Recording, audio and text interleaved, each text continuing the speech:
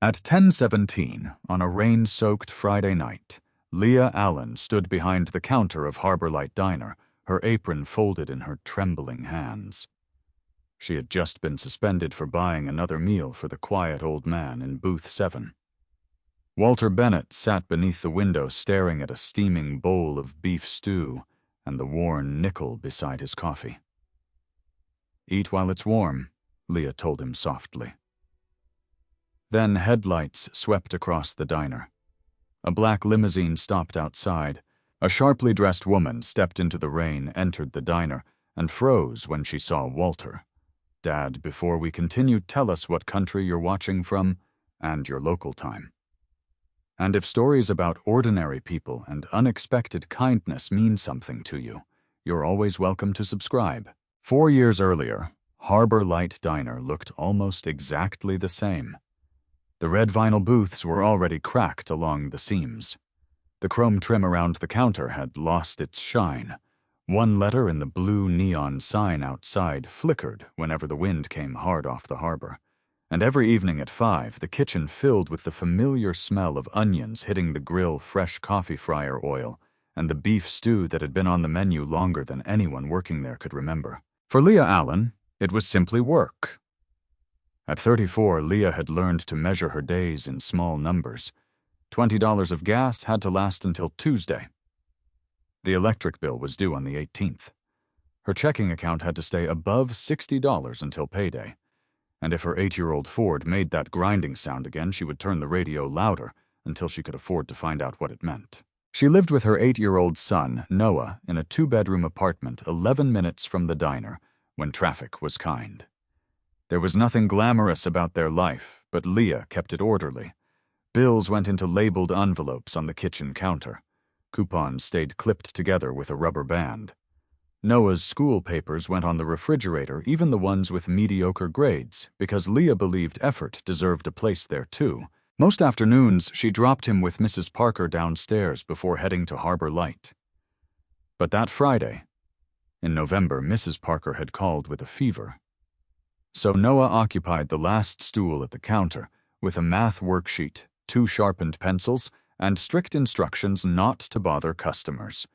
"You need help?" Leah asked as she passed him carrying 3 plates. "No." "You sure?" "Yes." Leah glanced at the worksheet. "You've been staring at number 6 for 10 minutes. I'm thinking." "That's some serious thinking." Noah frowned. Leah smiled and kept moving. By 8:30, the dinner rush had faded. A city bus driver drank coffee at the counter. 2 construction workers split a slice of pie near the kitchen. An elderly couple sat near the door, arguing gently about whether they had remembered to feed their cat. Outside, the temperature had dropped into the 30s. At 8:40, the bell above the entrance rang. Leah looked up. The man standing inside the doorway was probably in his late 60s. He was tall, though age had begun pulling his shoulders forward. His brown wool coat was old, but carefully buttoned. His shoes were worn along the edges, yet surprisingly clean. There was something unusual about him that Leah could not immediately identify. He did not look lost. He looked as though he had returned somewhere. His eyes moved past the counter, past the kitchen, and settled on booth number 7 beside the window. There were 9 empty booths. He chose that one. Leah grabbed a menu. "Evening." The man nodded. "Evening." She placed the menu in front of him. "Coffee black, please." His voice was quiet and deliberate. Leah returned with a mug and poured from the pot. He didn't touch the menu. "Know what you want?" "Beef stew." "Crackers." 2 packs, if that's all right. "I think we can survive the financial devastation." For half a second, something almost resembling a smile crossed his face. "Thank you." Leah walked away. The man turned toward the window. His reflection floated over the dark glass, but Leah noticed he wasn't really watching the street. He was looking at the empty seat across from him. Several minutes later, she brought his stew. Steam rose from the thick brown broth around chunks of potato carrots, onions, and beef. She placed 2 packages of saltines beside the bowl. "Careful," bowls hot. He nodded, but he didn't begin eating. He rested both hands on the table and stared at the chair opposite him for several seconds. Then he picked up his spoon. Leah had served enough people to know when not to ask questions. Near 9:15, the man finished every spoonful. Leah brought the check. It was 11.42 baus. "Whenever you're ready." She turned toward the counter. A few minutes later, she noticed the man counting money. Not casually. Carefully. He placed several crumpled bills on the table, then coins, counted them, counted again. His shoulders tightened. Leah recognized the movement. She had made it herself at grocery registers. The silent arithmetic of not having enough. The man checked one pocket, then another. Nothing. He looked at the check, then at the money. Finally, he stood. Leah approached. "Everything okay?" "Yes." His eyes remained on the table. "I made a mistake." He gathered the bills. "How much are you short?" His jaw tightened slightly. "I shouldn't have ordered." "That wasn't my question." He finally looked at her. There was no pleading in his expression, only embarrassment.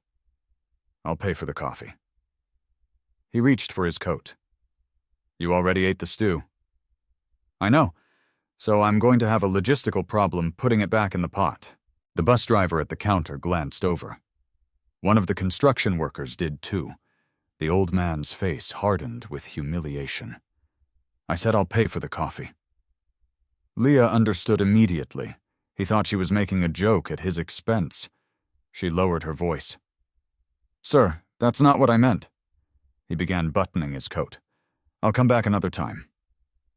Leah looked at the money on the table, then at the man's hands. They were clean. His nails were trimmed. On his left ring finger remained the pale impression of a wedding band no longer there. He hadn't entered Harbor Light asking for anything. He had ordered dinner believing he could pay, and now he wanted to leave before anyone could turn his mistake into a spectacle. Leah reached for the bowl. "Sit down." The man looked at her. "Excuse me, you missed some." There was barely a spoonful left. He stared at the bowl, then at Leah. She carried it toward the kitchen, as if nothing unusual had happened.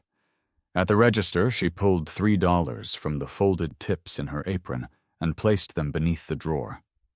It wasn't much, but $3 mattered to Leah. $3 was half a gallon of milk and a loaf of discount bread. It was one more thing she would have to account for later.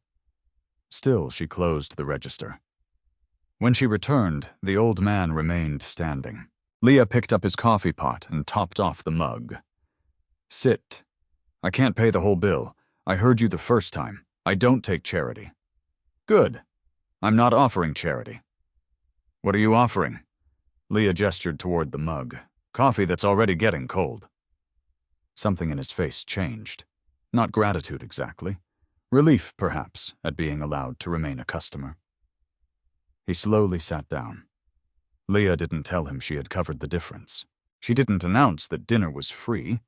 She simply turned toward the counter. "Eat while it's warm." The words came without thought.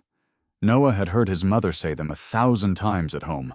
To him, they meant stop playing and finish dinner. To Leah, they meant nothing more profound than food shouldn't be wasted. But the old man froze. His fingers tightened around the spoon. For a moment, he looked almost startled. Leah noticed, but didn't understand. She returned to work. 20 minutes later, the bell over the door rang. The man was gone. Leah walked toward booth 7 to clear it. The bowl was empty. The crackers were gone. The coffee mug had been placed neatly on the saucer. The money he had counted earlier was stacked beside the receipt. And resting on top was a nickel. Leah picked it up. Mom Noah was watching from the counter. Did that man forget his money? No. She examined the coin. It was old, its edges softened by years of handling. He left a tip. Noah squinted. "That's 5 cents. I know what a nickel is." "That's a bad tip." Leah laughed quietly. Then she noticed writing on the back of the receipt. The man's handwriting was small and careful. "Keep the change for somebody who needs it." Leah looked at the nickel again. 5 cents. The man had been unable to cover his own dinner, yet somehow he had still insisted on leaving something behind. She could have dropped it into the register. Instead, she slipped it into her apron pocket. At closing time, Leah found an empty pickle jar beneath the kitchen counter. She washed it, peeled away the label, and dropped the nickel inside. It struck the glass with a tiny metallic sound. 1 coin in an empty jar. Nothing important. At least that was what Leah believed. The following Friday at exactly 8:40 p.m., the bell above Harbor Light's door rang again. Leah looked up. The same brown coat. The same quiet face. And without opening a menu, Walter Bennett walked directly toward booth number 7. The following Friday, Walter Bennett arrived at 8:40 exactly. Leah noticed because she had just looked at the clock above the kitchen pass-through while carrying 2 plates of meatloaf. The bell above the entrance rang. Walter stepped inside, wearing the same brown wool coat buttoned neatly to his throat. He gave Leah a small nod and walked directly to booth number 7. No hesitation. No glance at the other empty tables. Leah approached with the menu. Walter looked at it, then at her. "Black coffee?" Leah asked. A faint smile touched his face. "And the stew?" "2 crackers, please." She tucked the menu beneath her arm. "Getting predictable. There are worse things." Leah returned with his coffee. That evening, Walter had had enough money. He paid the full bill, left a modest tip, and beside it another nickel. On the receipt were the same words. "Keep the change for somebody who needs it." Leah dropped the nickel into the pickle jar. Clink. 2 coins. The next Friday he returned. 8:41. The Friday after that, 8:39. Soon Leah stopped bringing him a menu. By the time Walter removed his coat, black coffee was already waiting. The routine became so ordinary that nobody noticed when it became permanent. Friday. Booth 7. Black coffee, beef stew, 2 packs of crackers, and 1 nickel. Sometimes Walter had enough money. Sometimes he didn't. One evening he counted his bills and came up 117 short. Leah quietly took this difference from her tips. Another week he ordered only coffee. "No stew?" she asked. "Not tonight?" "You sick?" "No." She looked at the $3 beside his hand. Then she understood. 10 minutes later, a bowl appeared in front of him. "I didn't order that. Kitchen made an extra." Walter looked toward the kitchen. From behind the pass-through, the cook glanced at Leah with an expression that clearly said, "We did." Leah stared him down until he disappeared. Walter almost smiled. "You're a terrible liar. Eat your stew." He did. And afterward, another nickel appeared. The jar slowly filled. Not quickly enough to become valuable. Just enough to become noticeable. Noah began checking it every Friday night. Another one. Another one. Why does he keep leaving nickels, I don't know. Why do you keep saving them? Leah considered the question. I don't know that, either. Weeks became months. Winter loosened its grip on Baltimore. Spring rain replaced dirty snow along the curb. Summer brought tourists closer to the waterfront, though few wandered far enough to find Harbor Light. Walter kept coming. Leah learned things about him without ever being told. He disliked too much salt. He folded his napkin after eating. He always removed his coat before sitting down, even when the diner was cold. He read newspapers from back to front. He never used a phone at the table, and before taking the first spoonful of stew, he always looked at the empty chair across from him. At first, Leah assumed he was simply lost in thought. Then she began noticing the details. Some night, Walter placed the crackers closer to the opposite side of the table before pulling them back. Once he reached toward the empty coffee cup Leah had accidentally left across from him. His hand stopped halfway. He slowly withdrew it. Leah saw. She said nothing. Walter seemed to appreciate people who allowed silence to remain silence. And Walter watched Leah, too. He saw her refill coffee for Raymond Ellis, a city bus driver, before Raymond could ask. He saw her bring a cup of hot water with lemon to a woman coughing at the counter and quietly remove it from the bill. He watched Leah pick up a blueberry muffin that had broken in half while being plated. The cook reached for the trash. Leah stopped him. She wrapped the pieces and handed them to Mr. Jenkins, the janitor, from the pharmacy across the street. Broken muffins still taste like muffins? Walter heard that. Another evening, a young mother entered with a toddler and an infant. The toddler knocked over an entire glass of milk. The woman looked mortified. "I'm so sorry." Leah was already wiping the floor. "Ma'am, if spilled milk was a crime, my son would have been serving 25 to life."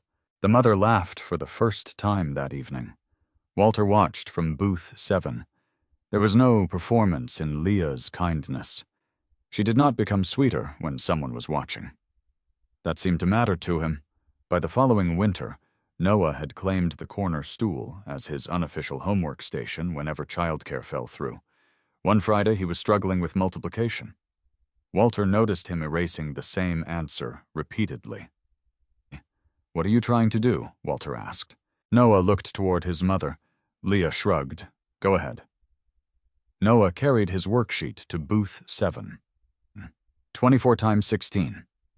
Walter turned the paper sideways. "Don't start with the numbers." Noah frowned. "They are numbers." Walter took the paper napkin and drew 4 small circles connected by lines. "Imagine these are gears." Gears. Everything gets easier when you understand what has to move.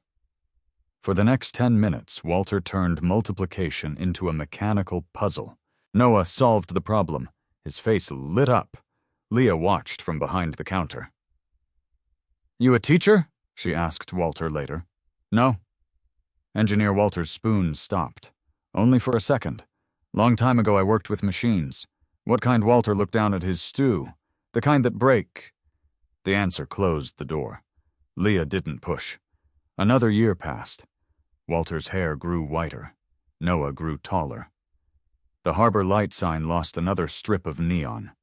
But Friday remained Friday. Then, one quiet evening, Leah brought Walter his coffee and noticed him staring at the opposite chair again. This time his expression was different, softer, almost peaceful. Leah placed the mug down. "Everything okay?" Walter nodded. For several seconds, neither spoke.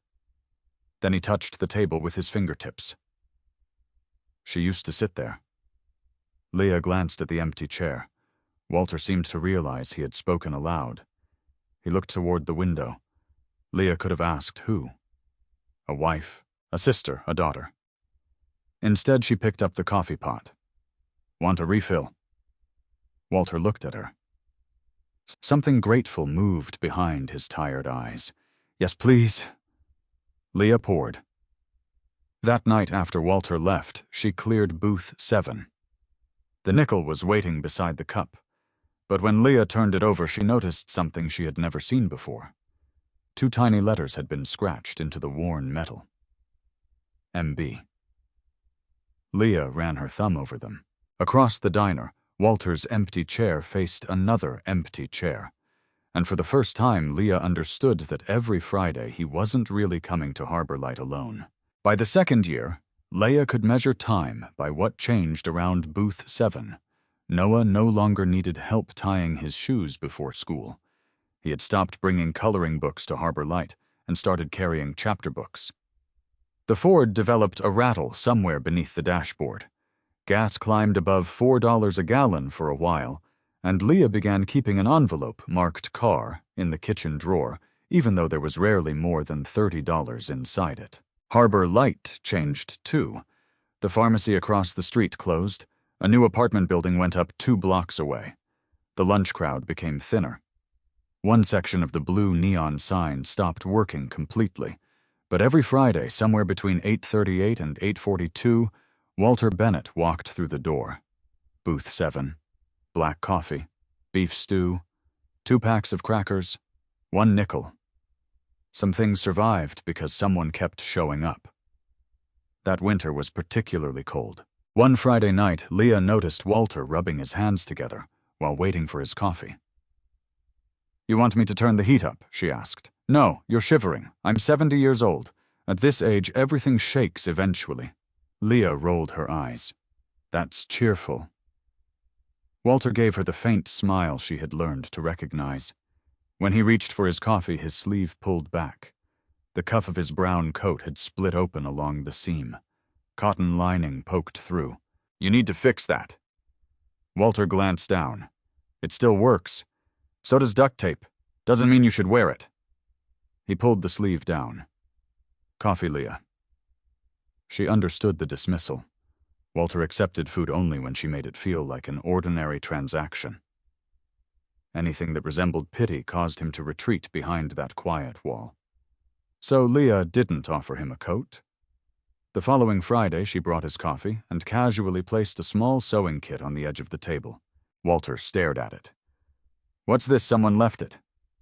"On my table. People leave strange things. There is a needle-brown thread and 3 buttons. Very strange people." Walter looked toward her. Leah was already walking away. When she returned 10 minutes later, the sewing kit was gone. The next Friday, Walter's cuff was repaired. The stitches weren't beautiful, but they were tight. Leah poured his coffee. "Nice coat." Walter looked down at his sleeve. "Always has been." Neither mentioned it again. That was how they helped each other preserve certain illusions. Noah, however, had none of his mother's restraint. He was 9 now, and had developed the dangerous confidence of a child who believed every question deserved an answer. One evening, he carried a science worksheet to Walter's booth. "Mr. Bennett." Walter looked up from the newspaper. "That's me. Mom says you know machines." From behind the counter, Leah called, "Your mother said no such thing. You said he worked with machines." "That's different." Noah ignored her. He placed the work on Walter's table. The page showed a diagram of interlocking gears. "I don't get why this one turns the other way." Walter studied it. Then he'd reached for a clean napkin. "If this gear moves clockwise..." He drew 3 circles. "The next one has no choice but to move counterclockwise. Why? Because they're connected." Noah frowned. Walter drew teeth along the edges. "One pushes, the other responds." He added a 3rd gear. "And sometimes something far away moves because of pressure that started somewhere else." Noah considered that. "So one little gear can move a big one if it's positioned correctly." Leah slowed while wiping the counter. There was something different in Walter's voice when he explained machines. Confidence, precision. The tired old man disappeared for a moment. In his place was someone accustomed to solving problems. "You really were an engineer, weren't you?" Leah asked. Walter's pencil stopped. Noah looked between them. Walter folded the napkin. "A long time ago. What did you build? Nothing important." Leah glanced at the careful diagram. She didn't believe him, but she knew better than to press. Walter pushed the napkin toward Noah. "Keep it." Noah smiled. "Thanks." Walter watched the boy return to the counter. For a second, his expression darkened. Not irritation, grief. Leah had seen that look before. The empty chair. The pale mark where a wedding ring had once been. The letters MB carved into the nickel. There were pieces of Walter Bennett scattered everywhere. He simply refused to assemble them for anyone. Later that night, Leah counted her tips after closing. $48. Not terrible. She separated 15 for gas, 10 for Noah's school field trip, and folded the rest into her wallet. Then she remembered the nickel. She returned to booth 7. Walter had already left. The coin rested beside his empty coffee mug. Leah picked it up and examined the back. MB. She opened the pickle jar beneath the counter. There were dozens of nickels inside now. For the first time, Leah dumped them carefully onto a clean towel. Clink, clink, clink. She turned them over one by one. Almost every coin had the same tiny letters scratched into it. MB. What are you doing? Noah had appeared beside her wearing his backpack. Investigating. You said it's rude to snoop. This isn't snooping.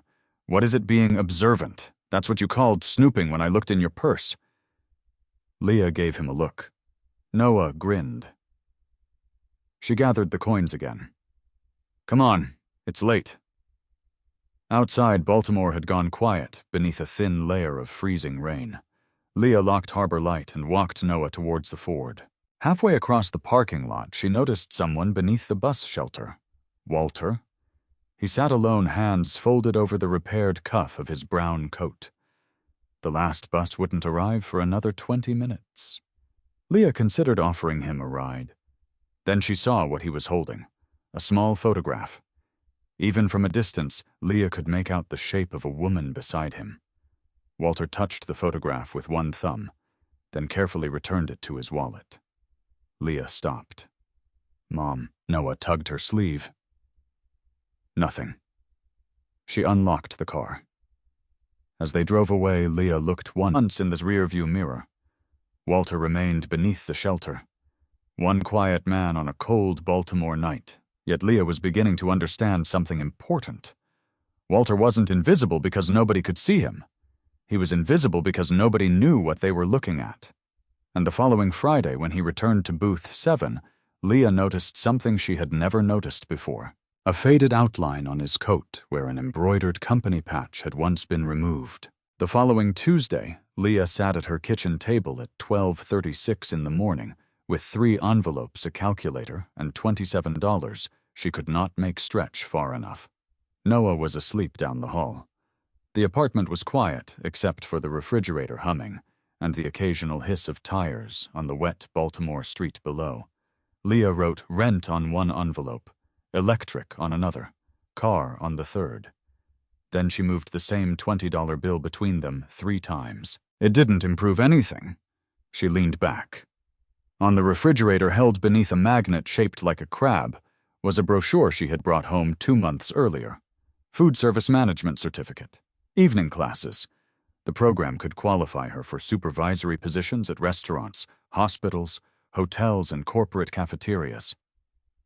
Leah had filled out most of the application. She hadn't submitted it. Tuition was one problem, time was another. Fear was the one she didn't write down. At Harbor Light, Leah knew exactly who she was. She could carry 5 plates, calm an angry customer, remember 16 orders without writing them down, and tell by smell when the kitchen was about to burn onions. In a classroom, she wasn't sure. She folded the brochure and slid it beneath the electric bill. Not tonight. The next afternoon, Noah found it. You're going back to school. Leah looked over from the stove. Maybe. For what management? So you'll be the boss. That's apparently the only reason anyone goes to school. Noah grinned. Can I fire people? Well, you won't even be allowed in my imaginary office. He laughed. Leah stirred spaghetti. Their apartment was small, but she worked hard to make it feel stable. Shoes belonged beside the door. Homework was done before television. Sunday laundry happened whether they felt like it or not. Noah's father, Marcus, had left when Noah was 4. He wasn't cruel. In some ways, that had made it harder. Marcus simply became unreliable. Birthday calls came a day late. Child support arrived in unpredictable pieces. Promises appeared frequently and disappeared quietly. Leah had stopped building plans around them. She didn't speak badly about Marcus in front of Noah, but she also refused to teach her son that love meant waiting forever for someone to become dependable. Friday came. At 8:40, Walter entered Harbor Light. By then, the routine required almost no words. Leah poured black coffee. Walter removed his coat. The repaired cuff still held. Stu, Walter nodded. Please. Noah sat at the end of the counter, working on a book report. For several minutes, the diner was unusually quiet. Then Leah's phone vibrated in her apron. She checked it. A message from Marcus. Sorry, can't send anything this week. Next Friday for sure. Leah stared at the screen. No surprise. That didn't mean it didn't hurt. She put the phone away. When she returned to Walter's booth, he looked up. Bad news. Old news wearing a new shirt. Walter didn't ask. Leah appreciated that. Later, after the dinner rush, Noah approached her near the register. "Mom, what can I ask something you already did?" He frowned. Leah smiled. "Go ahead." Noah glanced toward booth 7. Walter was reading the newspaper. "Why do you keep buying Mr. Bennett food?" Leah lowered her voice. "I don't always. But sometimes." "Yes. And we're not rich. No argument there." Noah leaned against the counter. "You said we have to save." "We do. So why give ours away?" It wasn't accusation, it was arithmetic, the kind children understood before they understood compassion. Leah looked toward Walter. He appeared focused on the newspaper. Then she looked back at her son. "Because having less doesn't mean we have to become less." Noah's forehead wrinkled. "What does that mean?" "It means money gets to decide what we can buy. It doesn't get to decide who we are." Noah thought about it. "But what if helping somebody means you can't buy something? Then you think carefully. So you should always help no." That answer surprised him. Leah continued, "You don't destroy yourself trying to save everybody. You don't give what you don't have. And you don't help people just so they'll owe you." She nodded toward Walter. "But sometimes you could do one small thing and still be okay." Noah looked at the old man. Like stew. Behind the newspaper, Walter had stopped reading. Leah didn't notice. But he had heard every word. Having less doesn't mean we have to become less. For years, Walter had believed the opposite. He had once possessed more than almost everyone he knew. Money, responsibility, people who answered when he called, a home filled with voices. Then loss had stripped away the parts that mattered. And Walter had responded by stripping away everything else himself. He called it simplicity. Others might have called it grief. Some might have called it punishment. Walter had never decided which description frightened him most. That night he ate slowly. When Leah brought the check, he paid without comment. At 10:02, Walter buttoned his coat. "Good night, Noah." Noah looked up from his book. It was the first time Walter had said his name while leaving. "Good night, Mr. Bennett." Walter nodded to Leah. Then he stepped outside. When Leah cleared booth 7, she found 2 nickels. She stared at them. Walter had never left 2 before. She turned the first over. MB. The second bore the same initials. Leah smiled faintly and carried both to the pickle jar. Clink, clink. The following Friday, Walter did something else unusual. A delivery driver entered Harbor Light just as Walter approached the door. For years, Walter had moved through crowds as though avoiding contact. This time he stopped. He held the door open. "After you," Walter said. The driver thanked him. It was almost nothing. Leah noticed anyway. Over the next few weeks, other tiny changes appeared. Walter began greeting Frank in the kitchen doorway. He asked Noah how his book report had gone. He once moved his newspaper aside and allowed another customer to borrow the sports section. One Friday, Noah returned to booth 7 with a broken mechanical pencil. "Can you fix it?" Walter examined it. "Probably. You can fix everything." Walter's expression changed. "No." The answer came too quickly. Noah became quiet. Walter softened his voice. "Some things." He dismantled the pencil, adjusted a tiny spring, and reassembled it. Noah clicked the top. Graphite appeared. "See," he smiled. Walter watched him return to the counter. Then his eyes moved toward the empty chair across from him. The smile disappeared. Leah saw it. This time, however, she also saw Walter reach into his wallet. He removed the photograph she had glimpsed at the bus shelter. Before he could put it away, the image caught the overhead light. A younger Walter stood beside a smiling black woman. Behind them was a truck. And beside the truck were 2 children. Walter noticed Leah looking. For the first time, he didn't immediately hide the photograph. His thumb rested over the woman's face. "Margaret," he said quietly. Leah looked at the empty chair, then at the initials carved into every nickel beneath her counter. M.B. Walter swallowed. My wife. And after nearly 2 years of silence, the locked door to Walter Bennett's past opened just a fraction.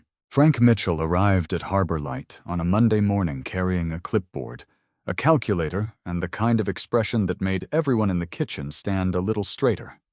He was 51, broad through the shoulders, with close-cropped gray at his temples and a habit of reading receipts twice. The owner introduced him as the diner's new general manager. By Wednesday, the staff had another name for him, the counter. Frank counted everything: coffee filters, bacon strips, sugar packets, employee meals, even the number of lemon wedges thrown away after the lunch shift. $312, he announced one afternoon. Leah stopped stacking mugs. That's what this place lost to food waste last month. Those 4 pickle slices did all that. Frank didn't smile. 4 pickle slices become 40, 40 become 400. Leah studied him. You practice these speeches at home? No. At home, nobody listens either. That almost made her laugh. It would have been easier if Frank were cruel. He wasn't. 2 weeks after arriving, Leah found him alone in the office at midnight, surrounded by invoices. You ever go home? She asked. When the electric company stops sending bills. He rubbed his forehead. Harbor Light was in worse shape than Leah had realized. Food prices were rising. Lunch traffic was shrinking. The building owner had already hinted at another rent increase. If we don't tighten up, Frank said this place won't make another year. Leah looked through the office window at the empty booths. Harbor Light wasn't just cracked vinyl and bad neon. 12 people depended on it, including her. So when Frank started enforcing portion sizes and charging employees for meals, Leah didn't complain. She understood. Then Friday came. At 8:40, Walter entered. Leah automatically poured black coffee. Frank noticed. Regular every Friday. Walter took booth 7. Stew, please. Leah entered the order. Walter ate slowly, folded his napkin, and left a nickel. Nothing unusual happened. The following Friday, however, Walter was $2.36 short. Leah waited until Frank turned toward the kitchen, then slipped $3 from her tips beneath the register drawer. She thought that was the end of it. It wasn't. Monday afternoon, Frank appeared beside her with a printed report. What happened Friday? Leah continued filling ketchup bottles. A lot happened Friday. Table 7. Her hand stopped. What about a receipt? Says 11:42. Register adjustment says $3. Leah looked at him. Frank waited. She could have blamed a mistake. Instead, she said customer was short. So you discounted the meal, I covered it. With whose money? Mine? Frank's expression softened slightly, then hardened again. Don't do that. Leah frowned. Why do you care if the drawer balances? Because this isn't about one drawer. It was $3. Today. Frank lowered his voice. Leah, I know what you're trying to do, but we can't become a soup kitchen. Her eyes narrowed. He didn't ask for charity. I'm not saying he did. He comes once a week. And if another customer can't pay, I'll handle it. And another Leah crossed her arms. Frank sighed. You think I'm being heartless? I didn't say that. You didn't have to. He pointed toward the kitchen. You know, Rosa back there, her husband got laid off. Kevin's got twins. Denise is taking care of her mother. If this diner goes under, everybody has a sad story. Leah looked away. That landed harder than she wanted. Frank wasn't protecting $3. He was protecting a business barely staying alive. I understand, she said. Good. But if I pay for somebody's meal with my own tips, that's my business. Frank studied her. You need those tips. So don't set yourself on fire to keep strangers warm. Leah held his gaze. Walter isn't a stranger. Frank glanced toward booth 7. Then don't make him your responsibility. The conversation ended there, but the problem didn't. The next Friday, Walter arrived with enough money. The week after, he didn't. Leah paid the difference from her tips. This time she entered it as a separate employee purchase. No hidden adjustment. No missing money. Frank saw it. He said nothing. Another Friday passed. Then another. Leah began noticing how much those few dollars added up. $4 here, $6 there, once nearly $9. She started bringing coffee from home, instead of buying it at the convenience store before work. She skipped one takeout dinner she had promised Noah. Not because Walter demanded anything. Walter never did. That was what made it difficult. One rainy Friday, Leah placed Walter's check beside his coffee. He reached for it.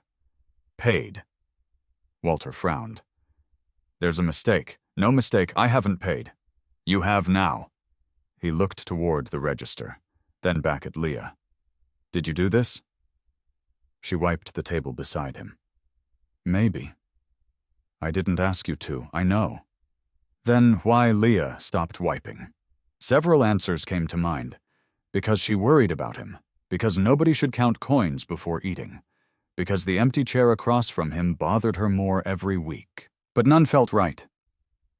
Finally, she said, because everybody deserves one place where they don't have to explain themselves. Walter stared at her. Leah immediately returned to work. She didn't see his hand tighten around the receipt. She didn't see his eyes move toward the empty chair. And she didn't see the moment something in his face quietly broke. At closing time, Walter was gone. Leah cleared booth 7. The nickel was there. So was something else. A second pack of crackers unopened. On it, Walter had written 2 words in blue ink for Margaret. Leah stood very still. She looked toward the empty chair. The pickle jar beneath the counter suddenly seemed heavier than glass, and coins had any right to be. Outside, Walter stood beneath Harbor Light's failing neon sign. Rain gathered on the shoulders of his brown coat. For nearly 3 years, he had come to this diner every Friday, because it was the only place in Baltimore where the past still looked familiar. But that night, for the first time, he wondered whether he had been returning only for someone who was gone. Or whether, without realizing it, he had begun returning for the people who were still there. The following Friday, Walter arrived at 8:40. He sat at booth 7. Leah poured his coffee. Then, without looking at her, he touched the empty chair across from him. Margaret always hated black coffee, he said. Leah stopped. Walter gave a small, distant smile. She said it tasted like burned regret. For the first time, Leah laughed at something Margaret Bennett had once said. Walter looked toward the empty chair, and then slowly he began to tell Leah why Friday nights at Harbor Light had mattered long before she ever worked there. Walter kept his eyes on the empty chair. Margaret put enough sugar in her coffee to qualify it as dessert, he said. Leah stood beside booth 7, with the pot still in her hand. Yet she complained about your black coffee every Friday. A faint smile crossed Walter's face.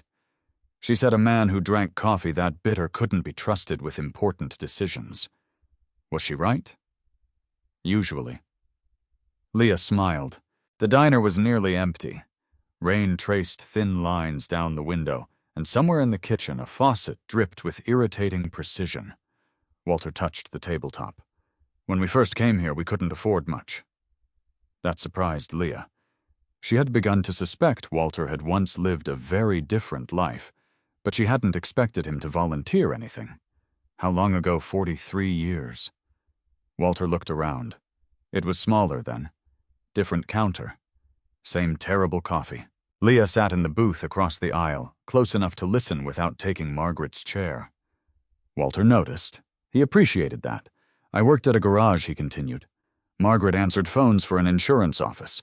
Friday was payday. Their apartment had been 3 rooms above a laundromat. Heat failed regularly.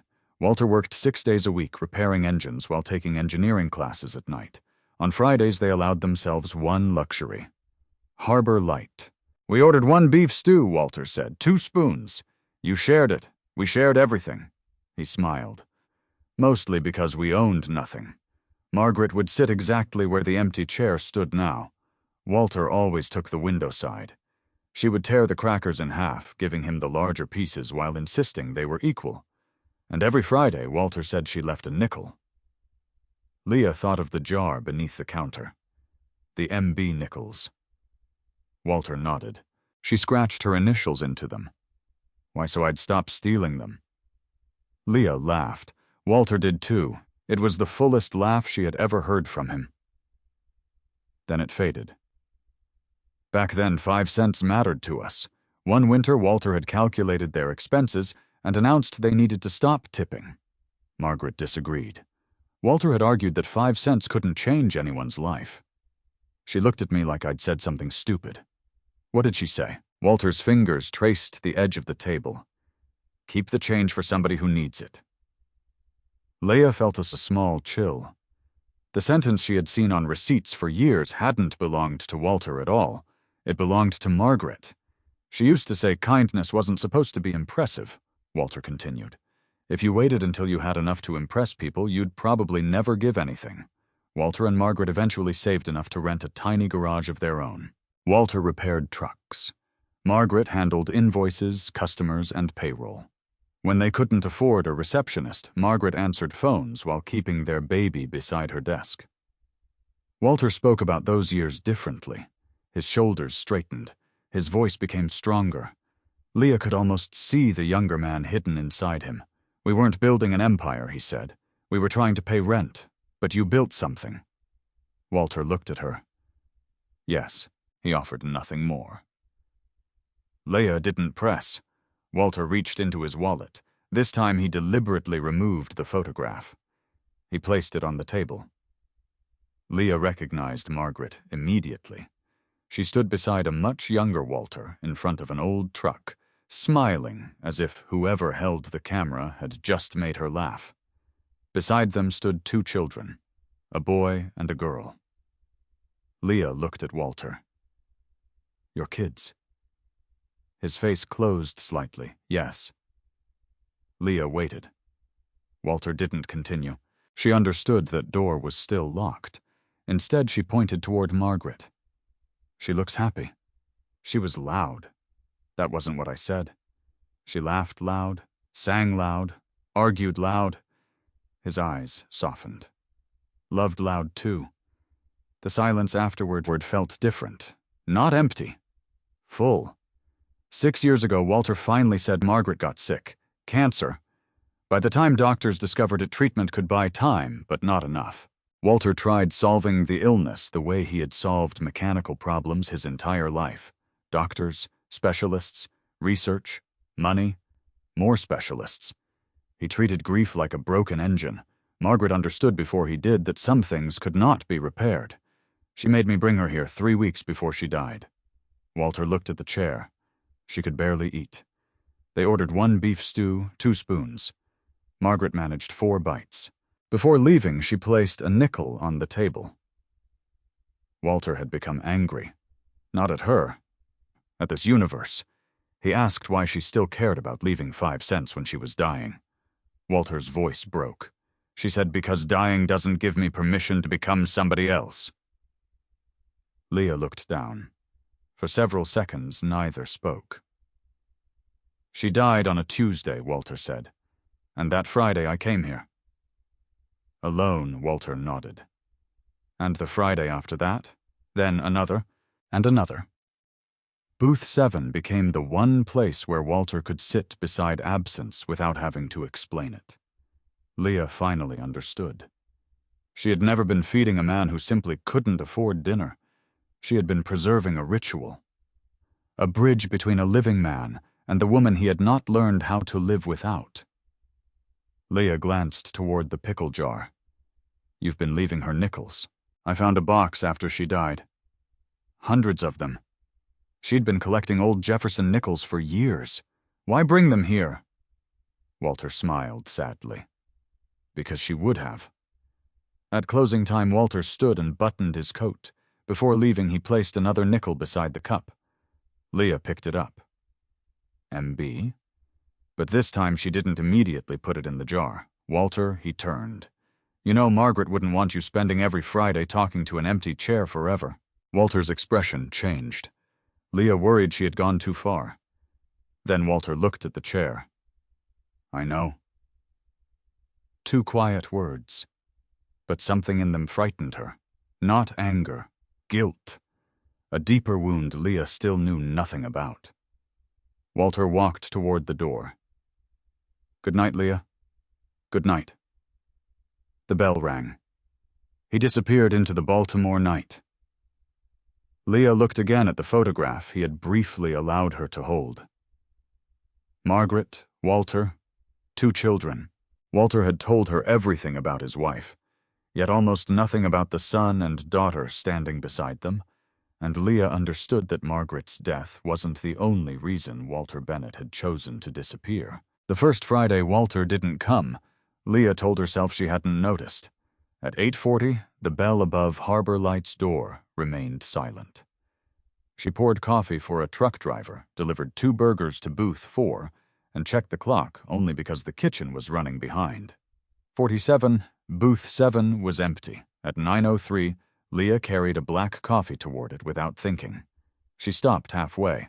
Frank noticed. "You serving ghosts now, apparently." She returned the mug to the counter. At 9:30, Leah looked through the rain-streaked window. No brown coat, no familiar figure approaching from the bus stop. By 10, she admitted to herself that she was worried. Walter had missed Fridays before because of holidays or severe weather, but never without mentioning it. At closing, Leah wiped booth 7 twice. The following Friday, she left it available until 9:15. Walter didn't come. That was when worry became something heavier. "Do you have his number?" Noah asked. Leah shook her head. "Address no." "Does Mr. Bennett have family?" Leah thought of the photograph. 2 children beside Walter and Margaret. "I think so. Can we call them I don't know who they are?" Noah looked confused. "But you've known him forever." Leah almost corrected him. Then she realized that to a 10-year-old, 2 years could feel like forever. The uncomfortable truth was that she knew how Walter took his coffee, where he sat, how he folded napkins, and what his wife's voice had apparently sounded like. She did not know where he slept. She didn't know his phone number. She didn't know who should be called if he disappeared. There were people you could see every week and still know almost nothing about. Walter had become part of Harbor Light without ever becoming part of anyone's emergency contact list. Life did not leave Leah much time to dwell on it. On Monday, an envelope appeared beneath her apartment door. Rent adjustment notice. She read it twice. An additional $185, beginning in 60 days. Leah sat at the kitchen table and opened her calculator. The numbers refused to become kinder. 2 days later, her Ford began making the grinding sound again. This time, turning up the radio didn't help. A mechanic estimated $640. Leah thanked him, drove home carefully, and parked the car. That evening, Noah placed a blue folder beside her plate. "What's this, the STEM program?" His school had recommended him for an advanced Saturday program in engineering and mathematics. Leah read the letter. Her pride arrived first. Then she reached the line about fees. $275 for the semester, not including transportation. Noah watched her face. "I don't have to do it." Leah looked up. "Who said that you made the money face?" "What money face?" "The one where your eyebrows do this." He squeezed them together. Despite herself, Leah laughed. "I do not look like that. You do." She closed the folder. "You want to go?" Noah hesitated. "Yes." "Then we'll figure it out." That night, after he went to bed, Leah took out the food service management application. She had finally saved enough for the first course. She stared at the enrollment page. Then she looked at Noah's blue folder. By morning, the money she had saved for herself had been moved into an envelope marked Noah. Leah told herself the certificate could wait. Again, the third Friday arrived cold and clear. At 8:40, Leah didn't look at the clock. At least she tried not to. 9:42, 8:45. Then the bell rang at 8:47. Leah turned. Walter stood inside the doorway. For 1 second, relief hit her so quickly that it almost became anger. Then she saw him clearly. His brown coat hung loosely from his shoulders. His face looked thinner. His skin had lost some of its warmth, and one hand remained on the doorframe as if he needed the support. Leah crossed the diner. "Walter, evening. You've been gone 3 weeks, I've noticed. That isn't funny. I wasn't attempting humor." She studied him. "Where were you?" Walter removed his coat slowly. "Had a bad spell. A bad spell, yes. That what we're calling disappearing now?" Walter looked toward booth 7. "May I sit down before the interrogation continues?" Leah stepped aside. He reached his usual booth. For the first time, she noticed how carefully he lowered himself into the seat. She brought coffee. Decaf. Walter looked offended. "I didn't ask for decaf. You also didn't tell me where you've been. That doesn't give you authority over my coffee. It does tonight." Walter almost smiled. Bossy. Alive. The word slipped out. Walter looked at her. Leah immediately turned toward the kitchen. "Stew," he nodded. "Please." When she returned with the bowl, Walter stared at it for several seconds. "Eat while it's warm," Leah said. He lifted the spoon. Halfway through the meal, his hand trembled. The spoon struck the bowl. Leah heard it from the counter. Walter steadied himself and continued eating as though nothing had happened. She said nothing. Afterward, he reached into his pocket for money. His fingers fumbled with the coins. A nickel slipped free. It hit the table, bounced once, and rolled onto the floor. Leah bent to retrieve it. When she stood, Walter was pulling his sleeve down. Too late. Around his wrist was a white plastic band. She caught only fragments. Bennett Walter. A date from less than 2 weeks earlier, and the name of a Baltimore hospital. Leah placed the nickel on the table. "You were in the hospital?" Walter's eyes remained on his coffee. "I told you. Bad spell. For 3 weeks. I've had worse. Walter, Leah." The firmness in his voice stopped her. She knew that tone. It was the same one he used whenever kindness came too close to pity. So she sat in the booth across the aisle, rather than Margaret's chair. "You don't have to tell me what happened." "Good. But if you disappear again, I need a phone number." Walter looked at her. "For who?" "Somebody." Silence. "A daughter, a neighbor, doctor. Anybody who knows you're alive." Something moved across Walter's face at the word daughter. Leah caught it.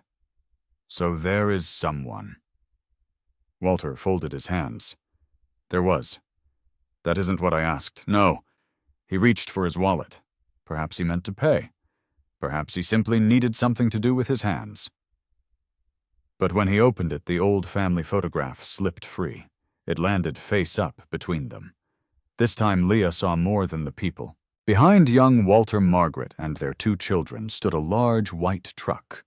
On its door was a company name she had seen hundreds of times on highways around Baltimore. Bennett Transit and Logistics. Leah stared at the photograph. At Walter. Walter saw where her eyes had landed. For several seconds, neither moved. Finally, Walter picked up the picture. His expression carried no pride, only exhaustion. "It's time," he said quietly. "I told you what happened to the people in that photograph." Leah had seen the Bennett name hundreds of times without ever thinking about it. On tractor trailers crawling along Interstate 95, on delivery vans stopped outside warehouses, on the side of a distribution center near the harbor.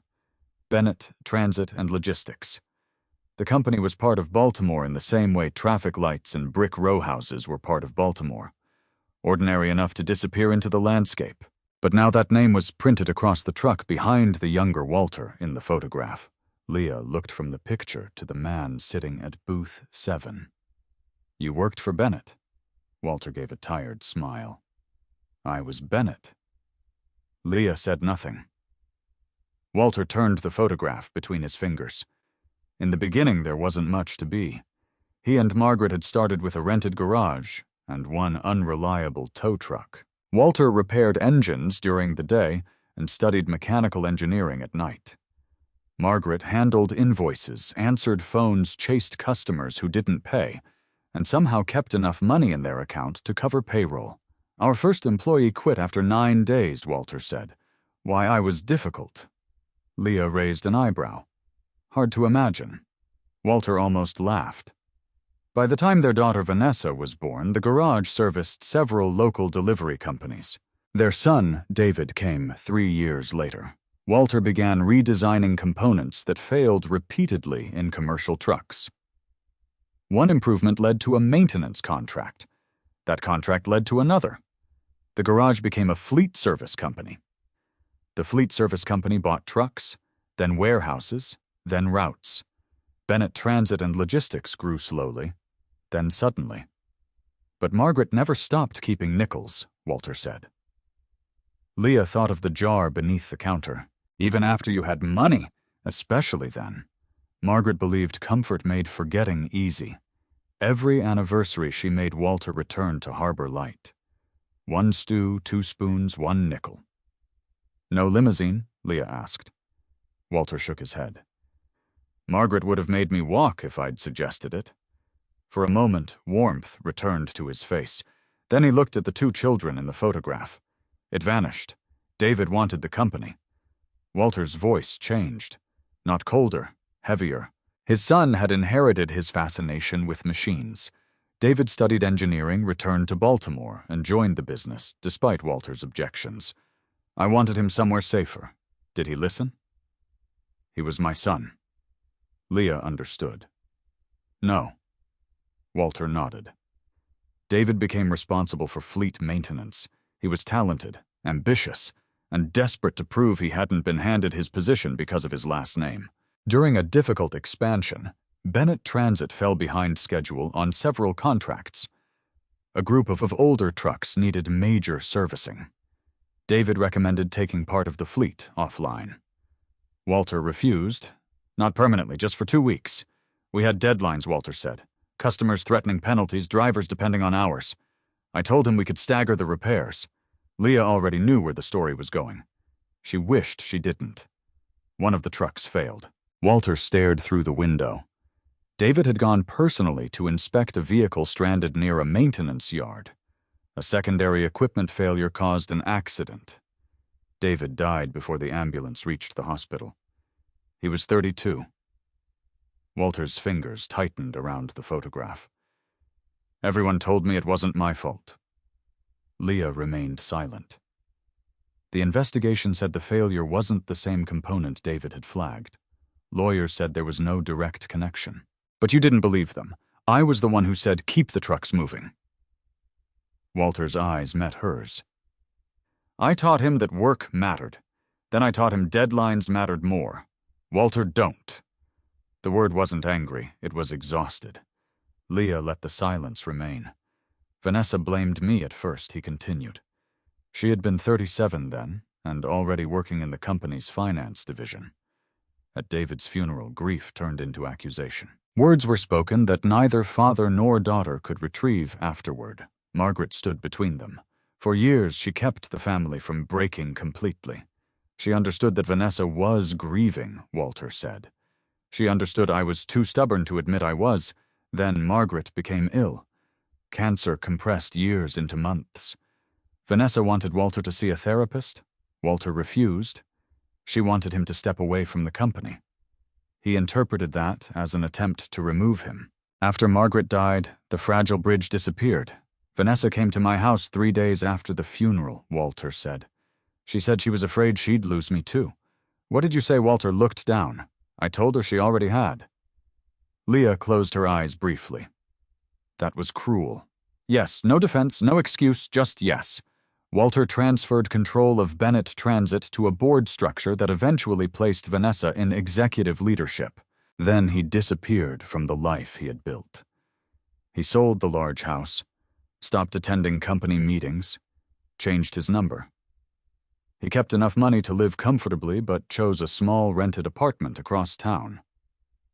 You weren't broke, Leah said. No. Then those nights you couldn't pay. Walter looked embarrassed. Sometimes I forgot my wallet. Sometimes I carried cash and miscounted. After Margaret died, ordinary things became difficult. Leah thought of every assumption customers had made when they saw him counting coins. Poverty had never been the whole story, but neither had wealth. You could have written yourself a check for anything, Leah said. Walter looked toward Margaret's chair. That wasn't what I needed. The sentence settled between them. Money could buy food. It could buy houses, cars, private doctors. It could not make Walter forgive himself. And it could not force his daughter to keep knocking on a door he refused to open. Does Vanessa know where you are? No. She thinks you're dead. She knows I'm alive. That's a low standard for fatherhood. Walter gave her a sharp look. Leah didn't retreat. You don't get to call disappearing a sacrifice just because you're hurting. Walter's jaw tightened. You don't know my daughter. No, but I know Noah. Leah glanced toward the counter where her son was reading. If I lost him, there wouldn't be enough punishment in the world. But if I still had another child standing in front of me, I wouldn't make them lose me too, just because I thought I deserved to suffer. Walter looked away.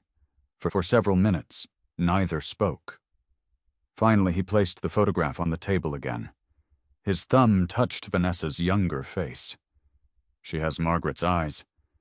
Then maybe stop making those eyes search for you. Walter said nothing. At closing time, he left his usual nickel. Leah carried it toward the jar.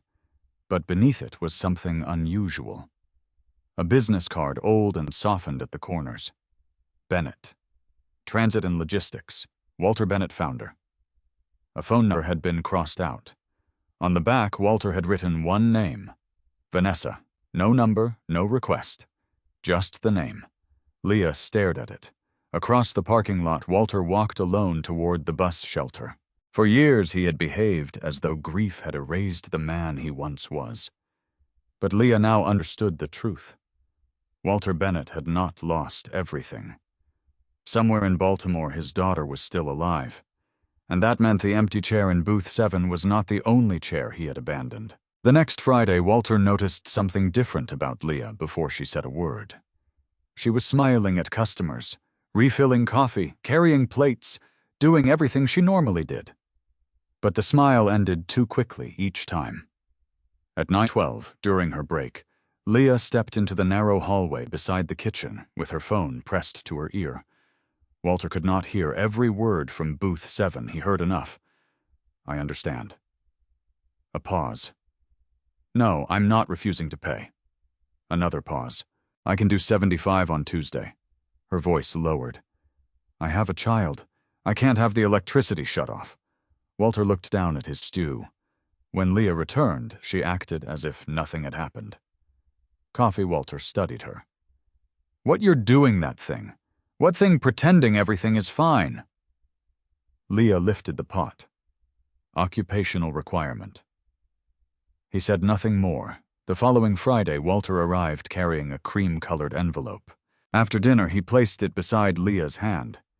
What is this? Open it at home. That sounds suspicious. Then open it here. Leah did. Inside was a check. She read the number once, then again. $12,000. Her breath caught. Walter. It isn't a loan. She immediately slid it back. No. His face tightened.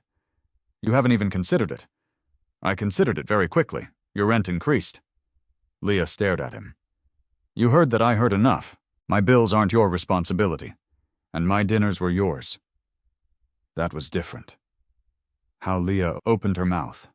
Nothing came. Walter pushed the envelope toward her. $12,000 is not significant to me. That might be the worst argument you could make. Why? Because it's significant to me. Walter frowned. Leah sat across the aisle from him, leaving Margaret's chair untouched. That check could fix my car, pay bills, cover Noah's program, probably pay for my management certificate too. Exactly. And then what? Walter looked confused. Then your life becomes easier. For how long, that depends on you. Exactly. She placed the envelope on his table. I don't want 4 years of knowing you to turn into this. Into what? A transaction. His expression hardened. You think I'm buying your kindness. I think you're trying to repay something that was never a debt. Walter looked wounded. Leah softened her voice. I fed you because you needed dinner, not because I was investing in Walter Bennett. You're too proud. No. Leah glanced toward the kitchen. If my landlord offered me $12,000, I'd take it before he finished the sentence. That earned a reluctant smile. This isn't pride. Then what is it? Leah thought for a moment. Maybe I don't need somebody to remove every problem.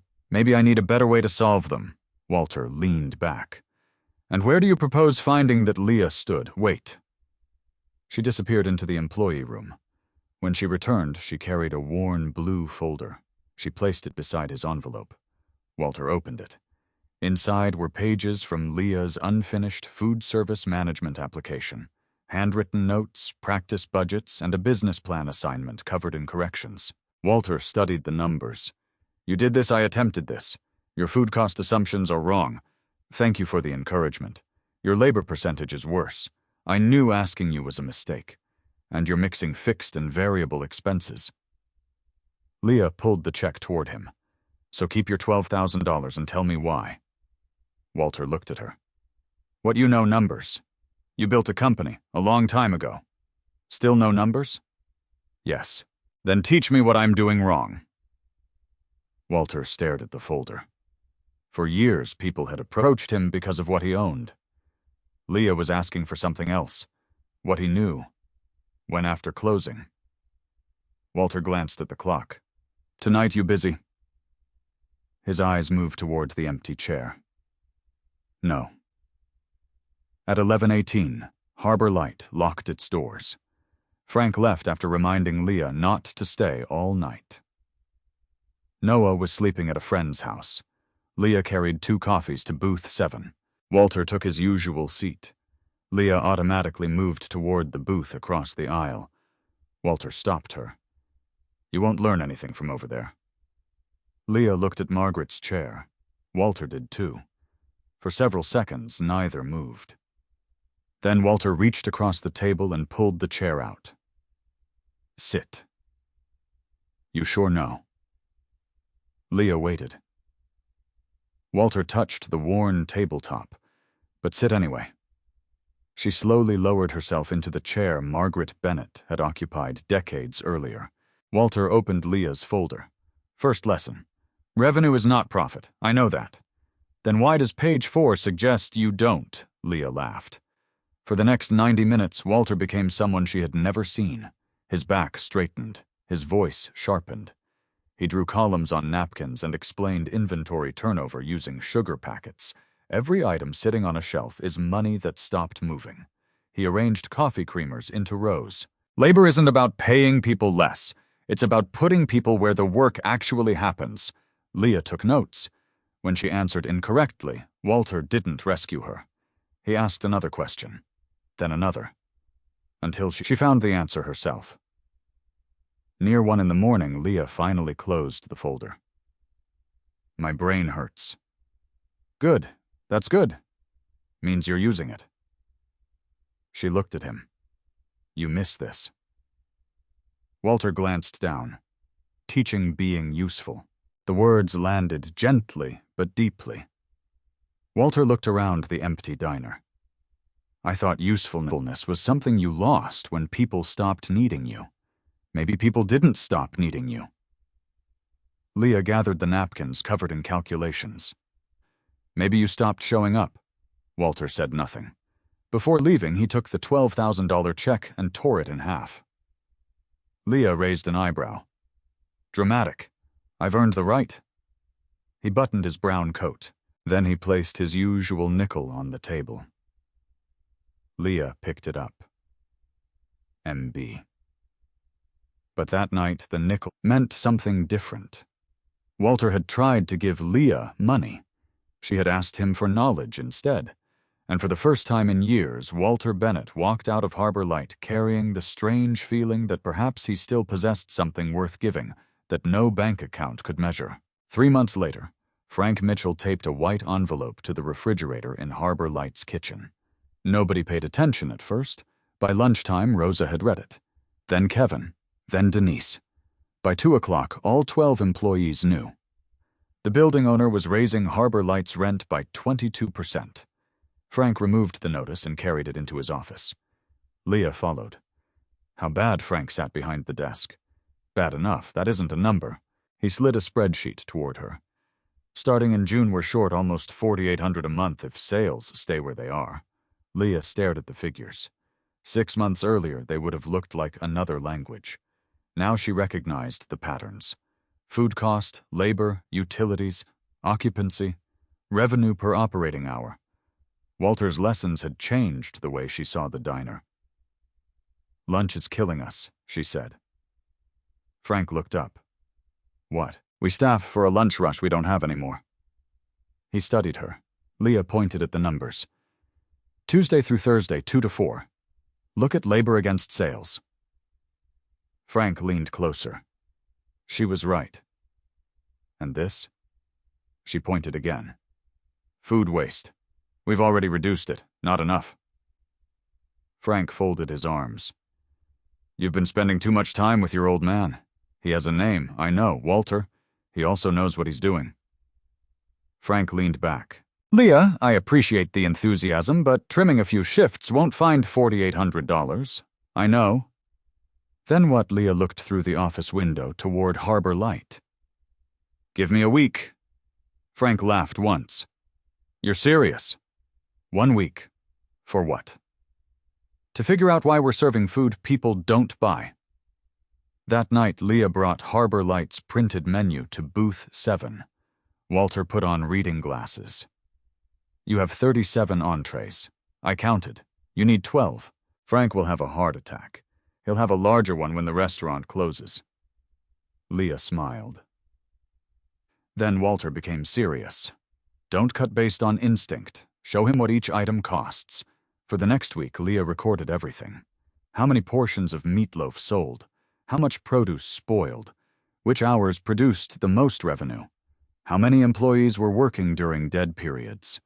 She discovered Harbor Light stocked ingredients for dishes ordered fewer than 10 times a month. On Thursday, she sat at her apartment table until 1:43 a.m. building a proposal. Noah wandered out for water. You're still awake. So are you. I was thirsty. I was ambitious. He looked at her laptop. Is that homework, kind of? Noah smiled. You're doing the money face. Leah touched her eyebrows. Go to bed. Friday afternoon, she placed 12 pages on Frank's desk. He looked at the title. Harbor Light Recovery Plan. You named it Professional Documents Have Names. You've become dangerous. Page 2. Frank read. Leah proposed cutting the menu from 37 entrees to 19, initially, then reviewing again after 60 days. The biggest waste-producing dishes would disappear. Schedules would shift around actual customer traffic, but cost-cutting wasn't enough. Harbor Light needed new revenue. Leah had noticed something while driving Noah to his Saturday STEM program. Industrial garages and transit facilities remained busy long after nearby restaurants closed. Night shift workers depended on vending machines, convenience stores, or delivery apps. What if we make boxed meals? Leah asked. For who? Mechanics, warehouse crews, bus depots, security teams. Frank looked skeptical. We don't deliver, not yet. Who's selling these contracts? I'll start. You, unless you have a salesperson hidden behind the freezer. Frank kept reading. Her second idea was riskier. Friday community supper. Customers could pay for an extra meal at a reduced price. Harbor Light would keep prepaid meal cards behind the register for anyone who needed one. Frank stopped. No. Read the numbers. I know what this is. It isn't free food. It becomes free food. It's prepaid food. Frank looked toward booth 7. Walter was drinking coffee. This is because of him. It started because of him. Leah tapped the spreadsheet. But the math works without him. Frank studied the calculations. For several minutes, the only sound was the kitchen printer. Finally, he said, We try the menu changes for 30 days. Leah smiled. And boxed meals. Find me one paying customer. Community supper. Frank sighed. Pilot it one Friday. Leah left the office grinning. Walter saw her approaching. He said yes. He said enough, yes. The next month was messy. Customers complained when favorite dishes disappeared. One cook threatened mutiny over the shortened menu. Leah spent her breaks calling garages. Most declined. Some never returned her calls. Then a repair shop 6 blocks away agreed to order 15 boxed dinners for its Friday night crew. 15 became 22. A security company ordered 12. Food waste dropped. Labor became more efficient. The community supper began slowly. The first Friday, only 7 people prepaid meals. One was the city bus driver. Another was Mr. Jenkins from the pharmacy's old cleaning crew. Walter bought one. With actual money, Leah teased, don't become greedy. By the end of the month, 31 meals had been prepaid. Nobody photographed the recipients. Nobody rang a bell when someone used one. A person simply asked. Leah simply served them. Frank watched the numbers. Then he watched Leah. You know, this might actually work. Careful. That sounded like a compliment. Don't get used to it. One Friday after closing, Walter sat with Leah over the monthly report. Revenue had improved, not enough, but enough to create breathing room. You did this, Walter said. We did. No. He pushed the spreadsheet toward her. I asked questions. You did the work. Leah looked at him. Walter's eyes had changed over those months. He still carried grief. But he no longer looked through people. Noah interrupted them, carrying a broken desk fan Frank had planned to throw away. Mr. Bennett Walter examined it. Motor's probably fine. Can we fix it? Walter rolled up his sleeves. Bring me a screwdriver. Noah ran toward the kitchen. Leah watched Walter lean over the fan. A year earlier, his hands had trembled over a spoon. Now they moved with familiar purpose. You know, Leah said you look different when you're fixing something. Walter didn't look up. So do you. Leah glanced at the Harbor Light report. For the first time, she understood. She had thought she was helping Walter by keeping booth 7 open. Walter had thought he was helping Leah by teaching her numbers. Neither had noticed the deeper exchange. They were reminding each other that survival was not the same thing as living. Then Frank emerged from his office carrying another letter. His expression erased Leah's smile. What now? Frank placed it on the table. The building owner had rejected their request for a gradual rent increase. The full amount would begin in 30 days. Walter read the letter. Leah looked around Harbor Light. The recovery plan was working, but perhaps not fast enough. And suddenly the diner that had given Walter one place to return to, and Leah one place to build from, was running out of time. The rain began before sunset and turned violent by 8. Water hammered Harbor Light's windows hard enough to blur the streetlights outside. The gutters overflowed. Cars crawled through standing water, and every time the front door opened, cold wind swept across the diner floor. Normally weather like that killed business. That Friday, it did the opposite. A concert at a nearby venue ended early because of an electrical problem, sending dozens of people searching for somewhere warm and dry. By 8:30, Harbor Light was nearly full. 2 burgers waiting. Coffee at 12. Where's my chicken sandwich? Leah moved between tables with 3 plates balanced on one arm. Frank worked the register. Rosa shouted orders through the kitchen window. Noah was spending the night at a friend's house, which meant Leah could stay through closing without watching the clock. At 8:40, she glanced toward the door. No Walter. 45. Still nothing. She told herself the weather had kept him home. Then the bell rang at 9:06. Walter stepped inside. Leah stopped. His brown coat was soaked, water ran from his hair, one trouser leg was splashed with mud, and he gripped the doorframe before moving forward. Walter, he looked around, as if the diner were unfamiliar. Then his eyes found booth 7. Bus went the wrong direction. Leah approached. The bus went the wrong direction. Walter frowned. I may have taken the wrong one. That frightened her more. Walter had made the same Friday journey for years. "Sit down. I am perfectly capable, Walter." Something in her voice ended the argument. He sat. Leah brought a towel from the kitchen. "Dry your hair. I'm busy enough without you catching pneumonia." Walter took it. She poured coffee, then reconsidered. "Decaf." He sighed. Dictator. A live dictator. 10 minutes later, Leah brought beef stew. Walter reached for his wallet. His hand stopped. He checked the other pocket. Then his coat. His expression changed. "I left it. At home." "Okay. I'll just have the coffee." Leah pushed the bowl toward him. "No, I don't have money." "Walter, no!" His voice was sharper than usual. Frank glanced over from the register. Leah lowered hers. "When did you last eat?" Walter didn't answer. "That means too long." I said no. Leah reached into her apron. Her tips totaled $43. She had already mentally spent them. 20 for gasoline, 15 toward groceries, the rest for laundry and Noah's school lunch account. She pulled out $12. Walter saw. "Don't." Leah walked to the register. "Leah." She entered an employee purchase and paid.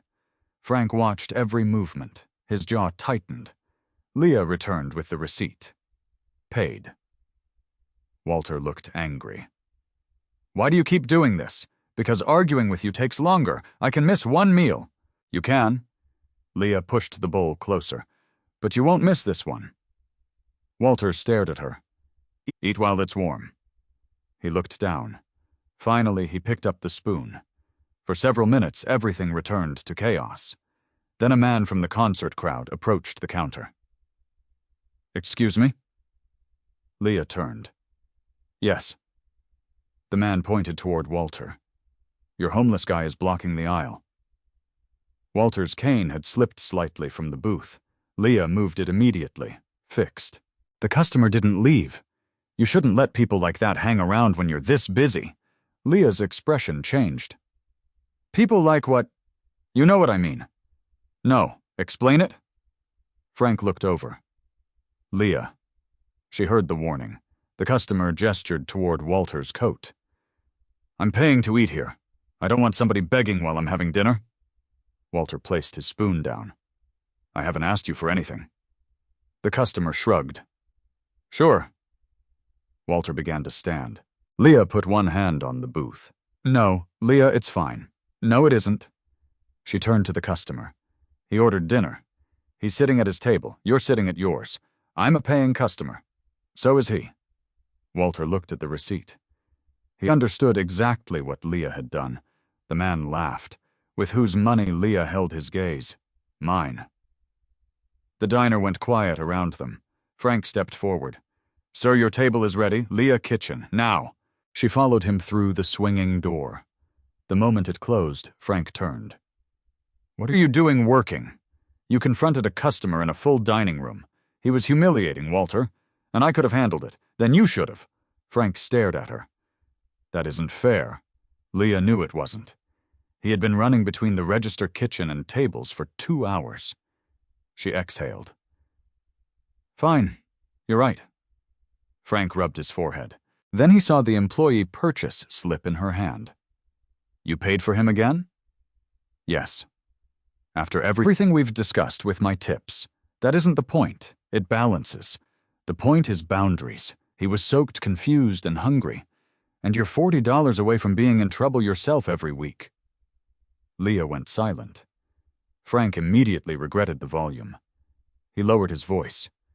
"I'm trying to keep 12 people employed, I know. Then stop making me choose between rules and exceptions." Leah looked through the small kitchen window. Walter sat alone at booth 7. The bowl in front of him had gone untouched again. "What would you have done?" Frank didn't answer. No policy, no spreadsheet. You. What would you have done? His face tightened. "That isn't my job. Maybe that's the problem." Frank flinched. Leah regretted it immediately. But neither took the words back. Frank picked up the employee receipt. You were already warned. I know. If I ignore this, every rule becomes optional. I know. Do you regret it? Leah looked at Walter, then at the $12 missing from her tips. No. Frank closed his eyes briefly. Finish your tables. What happens after we talk at closing? Leah returned to the dining room. Walter had heard enough. I caused trouble. No. I should leave. No. Leah. She placed a fresh spoon beside his bowl. You're going to finish your dinner. Outside, thunder rolled across Baltimore. Inside, Walter stared at the woman who had spent 4 years protecting his dignity without once asking what he could give her in return. He slowly lifted the spoon. At 10:12, the last concert customers left. 5 minutes later, Frank locked the front door. Then he walked toward Leah, carrying her employee file. Take off your apron, he said quietly. Walter froze, and outside beyond the rain-covered windows, 2 white headlights turned into Harbor Light's parking lot. At 10:17 p.m., Harbor Light Diner became so quiet, Leah could hear rain dripping from the edge of Walter's coat onto the floor. Frank stood near the register holding her employee file. Take off your apron, he repeated. Leah looked at him. For tonight, for now. That distinction didn't comfort her. She reached behind her waist and untied the apron she had worn through thousands of hours of double shifts, spilled coffee, birthday pancakes, angry customers, and Friday nights at Booth 7. Her hands trembled once. She hated that they did. Frank noticed. This isn't how I wanted this to. But it's happening. I said we're going to review it. Frank, I know what suspended means. He lowered his voice.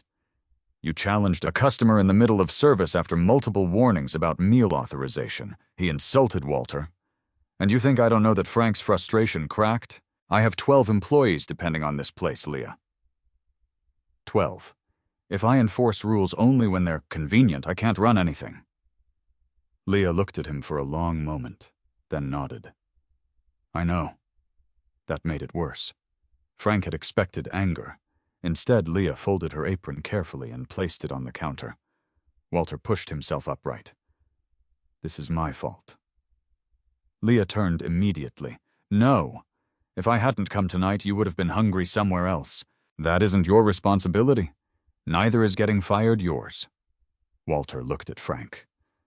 I'll reimburse the restaurant. Frank shook his head. This isn't about $12. I can compensate now. Leah's voice stopped him. Walter stared at her. She knew what he was about to do. Reach backward into the old life he had tried to abandon and solve the problem with a number. Don't, she said. Leah, finish your dinner. Walter looked at the bowl. The stew had gone lukewarm. I've cost you enough. Leah walked to Booth 7 and touched the edge of the table. 4 years earlier, Walter had tried to leave because he couldn't pay.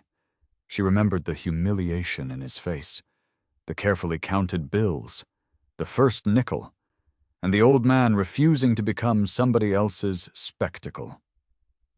Eat while it's warm, Leah said softly. Walter's eyes lifted to hers, the same words, 4 years later. But this time they meant something different. Not charity, not food. Stay. Don't disappear. Walter slowly sat down. Then light swept across the windows. Everyone turned. 2 bright headlights cut through the rain and stopped directly outside Harbor Light. A long black limousine sat beneath the broken neon sign. Leah frowned. Frank glanced at the clock. We're closed. The driver's door opened. A man in a dark suit stepped into the rain, opened an umbrella, and hurried toward the rear passenger door. Walter had gone completely still. The rear door opened. A woman stepped out. She appeared to be in her mid-40s, dressed in a charcoal coat over a dark business suit. Rain struck the pavement around her polished shoes as the driver held the umbrella overhead. She barely noticed him. Her eyes were fixed on the diner. Then she saw Walter through the glass. The woman stopped. Her hand rose to her mouth. Walter whispered something Leah couldn't hear. The woman crossed the parking lot. Frank unlocked the door before she reached it. She stepped inside. For several seconds, nobody spoke. Her eyes remained on Walter. Anger came first, then relief, then something much older than either. Dad. Leah looked at Walter. He seemed smaller somehow. Vanessa. Vanessa Bennett closed her eyes. When she opened them again, tears had already gathered. Do you have any idea how long I've been looking for you? Walter looked down. You shouldn't have. A broken laugh escaped her. That's what you have to say, Vanessa. 3 weeks ago, a hospital called me because apparently I'm still listed as your emergency contact. Leah remembered the wristband. They said you'd been discharged. By the time I got there, you were gone. Walter said nothing. I called your old landlord, your doctors, people you haven't spoken to in years. Vanessa's voice cracked. I didn't know whether you were sick alone or lying dead somewhere because you decided letting your family know where you live was too much to ask. Walter flinched. Leah had never seen anyone speak to him this way. More importantly, she had never seen Walter allow it. I didn't want to burden you. Vanessa stared at him. You don't get to decide that for me. The words landed harder than shouting. Walter looked toward Margaret's empty chair. Vanessa followed his gaze. Her face changed. Booth 7. Walter nodded. You remember? Of course I remember. She approached slowly. Mom used to bring us here after school sometimes. Walter's eyes filled. She never told me. She said this was yours. Vanessa stopped beside the table. Then something behind the counter caught her attention. The pickle jar. Dozens upon dozens of nickels shimmered beneath the fluorescent lights. What is that? Leah looked at Walter. His tips. Vanessa stepped closer. Nickels won every Friday. Vanessa reached into the jar. She lifted a coin, turned it over. MB. Her breath caught. Where did you get these? Walter answered quietly. Your mother. Vanessa stared at him. She kept them a whole box. Vanessa closed her fist around the coin. She used to give me these for the vending machine when I was little. A tear slipped down her cheek. I thought she stopped collecting them. She never did. Vanessa looked at the jar again. How long? Leah answered. Walter's been coming every Friday for 4 years. Vanessa turned. 4 years. Walter said nothing. Here, usually 8:40. Noah's absent voice, Sunday, seemed almost imaginable in Leah's memory. Vanessa looked at Leah's folded apron, then at Frank's employee file, then at the half-finished stew. Something didn't fit. What happened tonight? No concern of yours, Walter said. Vanessa ignored him. She looked at Leah. Please. Leah hesitated. Frank answered. She paid for his dinner. Against policy. There was an incident with another customer. Vanessa's eyes moved to Walter. You didn't have money. Forgot my wallet. And she paid. Walter looked at Leah. She has been doing more than that for years. Vanessa turned toward Leah again. There was no executive authority in her face now. Only a daughter realizing a stranger had been present for moments she had missed. Why? Leah looked toward booth 7. Because he kept showing up. Vanessa lowered her eyes to the nickel in her hand. For years she had believed her father wanted nothing from anyone. Now she understood that wasn't true. He had needed a table, a bowl of stew, a woman who didn't ask him to explain himself, and one place where grief had not yet erased his name. Vanessa looked around the tired diner, then at Leah. I need to know everything. Walter stiffened, but Leah saw something else in Vanessa's expression, too, the instinct to fix, quickly, completely.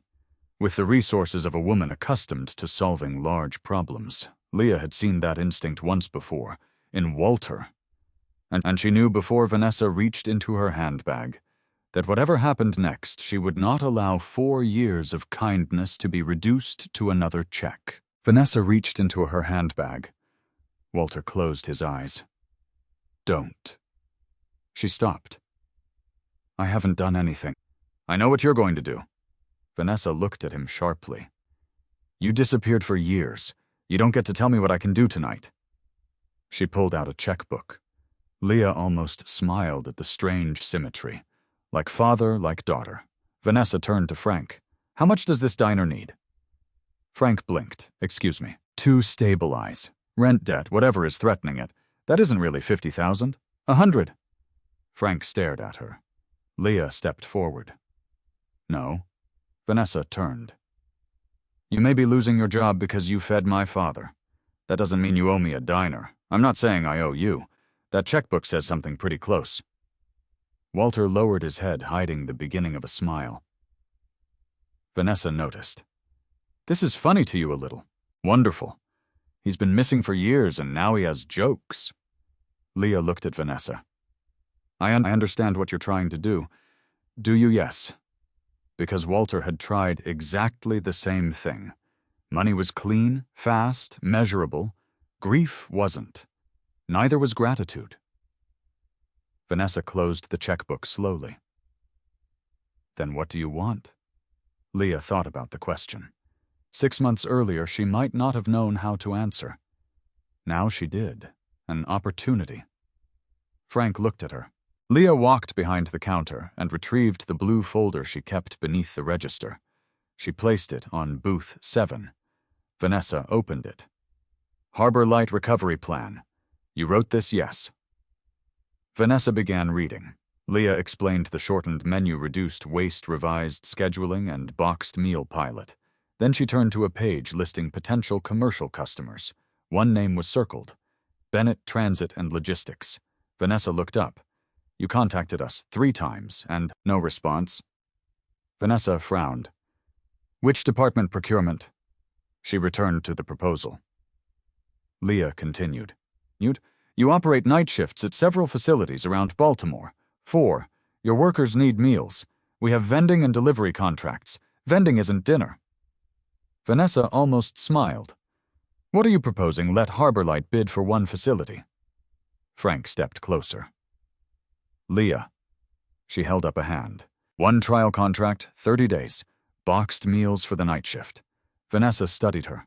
How many meals can you produce right now? 75 without interfering with dinner service. Delivery, we'd need to arrange it. Food safety. Leah answered immediately. Hot holding above 140, cold below 41. Time logs at packaging and delivery. Margin depends on volume. Assume 60 meals. Leah opened her spreadsheet. $8.40 production cost at current purchasing. We sell at $12.50. Vanessa looked impressed, despite herself. Packaging included? No. At 60 meals, packaging adds 58 cents. So your margin is thinner than you're presenting. Yes. Frank looked at Leah. Months earlier, a question like that might have embarrassed her. Now she simply turned the page. At 90 meals, purchasing changes. That's where it becomes worthwhile.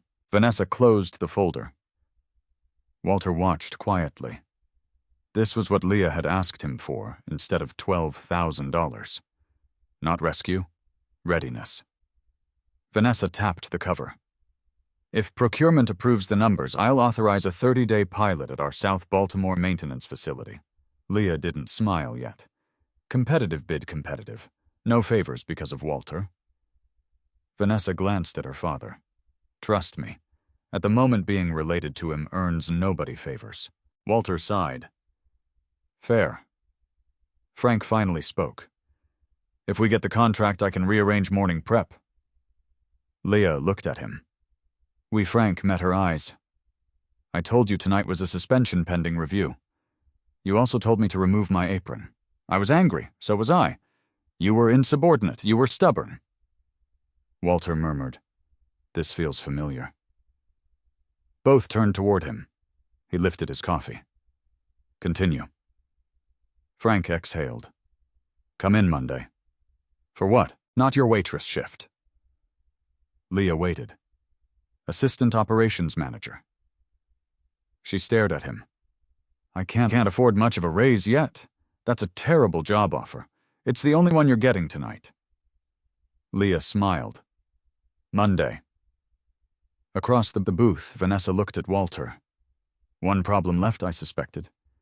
You're coming with me? No. Vanessa's face tightened. Walter continued. I'm not moving into your house. I didn't ask you to. You were about to. I was going to ask you to stop living like nobody would notice if you vanished. Walter looked down. Vanessa sat in Margaret's chair before he could stop her. His body stiffened. She noticed. Do you want me to move? Walter looked at the chair. For years it had belonged to absence.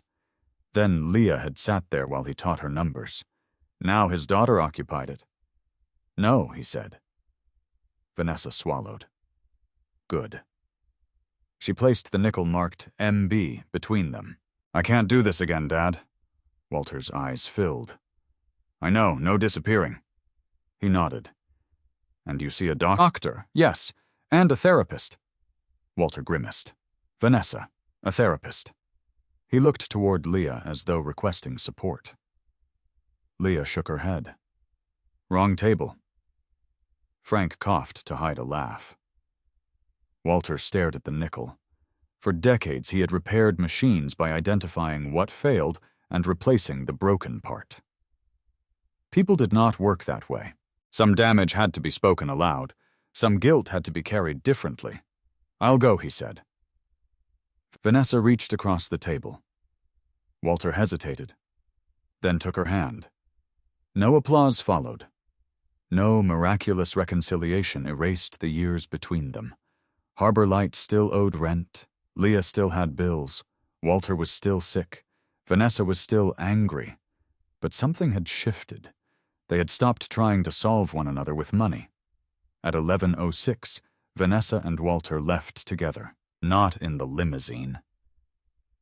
Walter insisted on walking to the bus stop first to retrieve the umbrella he had forgotten there. Vanessa went with him through the rain. Leah watched from the window. Frank stood beside her. You realize Monday means paperwork. I can handle paperwork. Inventory. Yep, scheduling. Frank, what eat while it's warm? She handed him Walter's untouched crackers. Frank laughed. Behind them, the pickle jar sat beneath the register. Dozens of nickels. None worth much alone. But Leah had finally understood Margaret's lesson. A small thing did not need to solve a life to matter. Sometimes it only needed to move the next gear. And somewhere beyond the rain, the next one had already begun to turn. 1 year later, the blue neon sign above Harbor Light Diner still flickered when the wind came off the harbor. Leah had been offered a replacement. She refused. Customers use it to find us. Frank had stared at her. They find us because half that sign is broken exactly. So the cracked vinyl booths remained too. The coffee was still stronger than necessary, and beef stew was still served every Friday. But Harbor Light was no longer dying. The first 30-day contract with Bennett Transit and Logistics had begun with 60 boxed dinners per night. Leah treated every meal as if Vanessa were personally inspecting it. Temperature logs were checked twice. Delivery times were recorded. Costs were tracked to the cent. When the pilot ended Bennett's procurement department, not Vanessa recommended renewal. 60 meals became 90. Then a second facility signed on. A warehouse nearby followed. Harbor Light didn't become wealthy. It became stable. For Leah, that mattered more. At 39, she finally completed her food service management certificate. Noah sat in the second row at graduation and shouted, "That's my mom," loudly enough to embarrass her. Frank pretended he hadn't been equally loud. 3 months later, Harbor Light's owner offered Leah a profit-sharing agreement. Her new title was Operations Manager. Frank remained General Manager. Their arguments simply became more expensive. You scheduled too many people Thursday, Leah said one afternoon. Forecast says we'll be busy. Forecast also said it wouldn't rain last Friday. You're becoming impossible. I learned from management. Frank pointed toward the door. Go manage something. Leah smiled. At the end of the counter, Noah was doing homework. He was 12 now. His Saturday STEM program had become one of the best parts of his week, and he had developed an obsession with mechanical design. On the wall above his desk at home hung an old napkin. 3 hand-drawn gears. Walter's first lesson. Everything gets easier when you understand what has to move. Walter had changed too, not dramatically. Healing rarely looked dramatic. He still lived in his apartment, though now Vanessa knew the address. He attended medical appointments. He began grief counseling. He hated discussing therapy, and therefore, according to Vanessa, discussed it constantly. He returned to Bennett Transit occasionally, not as an executive, but as an advisor to the maintenance apprenticeship program. Young mechanics who knew his surname expected speeches. Instead, Walter usually asked them to show him what they were working on. Then he asked questions until they solved their own problems. Leah recognized the method. Every Friday, however, Walter remained predictable. At 8:40 p.m., the bell rang. Brown coat, booth 7, black coffee, beef stew, 2 packs of crackers. But the chair opposite him was no longer always empty. That evening at 8:46, the bell rang again. Vanessa entered. Walter looked at the clock. "You're late. 6 minutes." "Late is late." Vanessa removed her coat and sat across from him. A year earlier, Walter had stiffened whenever anyone occupied Margaret's chair. Now he pushed 1 package of crackers across the table. Vanessa opened it. "Mom always gave me the broken ones." "She gave me the broken ones too." Vanessa smiled. "Apparently Mom was running a scam." Walter laughed. Leah heard it from the counter. That sound still surprised her. Near the register sat the old pickle jar. It no longer contained only Walter's nickels. A small handwritten card beside it explained Harbor Light's new system without making promises it couldn't keep. Customers could add a meal to their bill. The prepaid meals stayed available behind the register. No photographs, no names on a wall, no social media posts about generosity. No one receiving a meal had to perform gratitude. Frank had originally worried the program would lose money. It didn't. Some weeks 12 meals were prepaid, other weeks 40. Walter still added 1 every Friday. At 9:23, the front door opened. A young woman entered with 2 children. Leah noticed the fatigue before anything else. The woman's coat was too thin for the weather. One child looked about 7, the younger boy perhaps 4. They took booth 3. The woman studied the menu carefully. "Can we get 2 grilled cheese sandwiches?" The older child looked at her. "Aren't you eating?" "I'm not hungry." Leah knew that sentence. She had used it herself years earlier. 3 sandwiches, Leah asked. The woman shook her head. 2. Leah didn't argue. When the check came, the woman opened a small wallet. Her face changed. She counted the bills again. Then the coins. "I thought I had more." The children watched. She removed her own untouched fries from the table. "Can you take this off?" Leah looked at the plate. "You didn't order fries separately." The woman's cheeks reddened. "Then maybe 1 sandwich.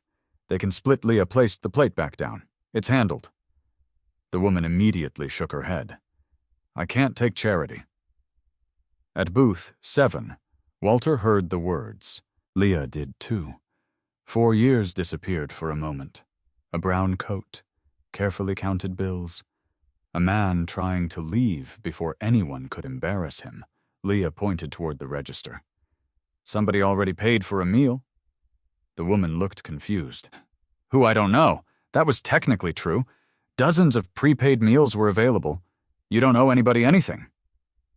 The younger child stared at the grilled cheese. Leah smiled. "Eat while it's warm."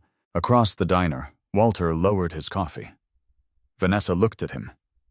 He said nothing. The woman finally nodded. "Thank you." After dinner, she gathered her children. Near the door, she stopped and searched one last pocket. She found a nickel. She walked back to the counter. "This is all I have left?" Leah shook her head. "Keep it." The woman noticed the jar. After hesitating, she dropped the nickel inside. Clink, then keep the change for somebody who needs it. Leah froze. The woman had no idea what she had just said. She took her children's hands and left. For several seconds, Harbor Light seemed completely still. Leah reached into the jar and found the nickel. No initials, just 5 cents. She smiled.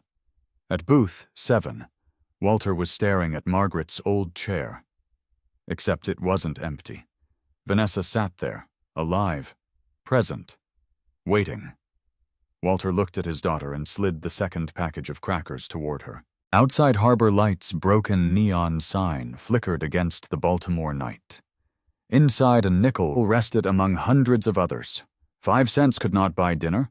It could not repair grief. It could not save a business or reunite a family. But Margaret had understood something Walter needed decades to learn. Kindness did not have to finish the work. Sometimes it only had to begin it. And then someone else carried it forward. We often imagine that changing someone's life requires something enormous. A large check. A perfect opportunity. The right connections, or enough power to make every problem disappear. But Leah never had any of those things. What she had was a bowl of warm food, a few dollars from her tips, and the wisdom to help Walter without taking away his dignity. Walter eventually had the money to solve many of Leah's problems, but she taught him something equally important. Real help does not always remove the struggle. Sometimes it gives another person the knowledge, opportunity, or confidence to face that struggle themselves. Walter also learned that grief can become a hiding place. Loving someone who is gone does not require abandoning everyone who remains. And perhaps that was Margaret's lesson all along. A nickel was never going to change someone's financial future. That wasn't the point. The point was to remain the kind of person who still leaves something behind. A meal, a lesson, a chair, a little dignity. A reason to come back next Friday. If this story reminded you of a small kindness someone once gave you, or one you still remember giving, share it in the comments. Your story may be exactly what another person needs today. And if you believe stories about compassion, dignity, and second chances deserve to keep traveling forward, share this one and subscribe to join us for the next. Sometimes kindness doesn't end with the person who receives it. Sometimes that's where it begins.